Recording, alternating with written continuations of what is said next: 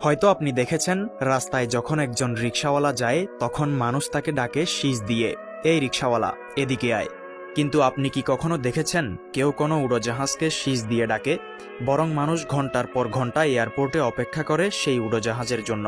জানেন কেন? কারণ একটি রিকশা বানাতে হয়তো একদিন লাগে, কিন্তু একটি উড়োজাহাজ তৈরি করতে সময় লাগে পুরো 1 বছর। তাই আজকে যদি নিজের জীবনের লক্ষ্য পূরণ করতে তোমার একটু বেশি সময় লাগে, ভয় পেও না। কারণ যেদিন তুমি নিজেকে প্রস্তুত করতে পারবে, যেদিন তোমার স্বপ্নগুলো বাস্তব হবে, সেদিন মানুষ তোমার জন্য অপেক্ষা করবে।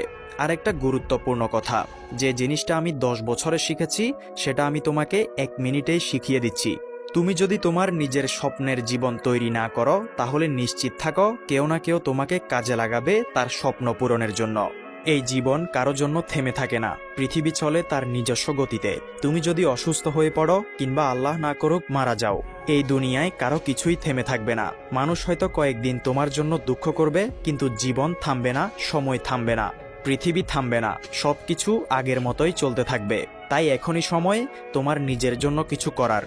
প্রতিদিন ঘুম থেকে উঠো একটা নতুন ইচ্ছে নিয়ে, দিনভর পরিশ্রম করো, নিজের শরীরের যত্ন নাও, ভালো খাও, স্বাস্থ্য ভালো রাখো, ভবিষ্যতের জন্য নিজেকে প্রস্তুত করো, একটা সুন্দর জীবন তৈরি করো।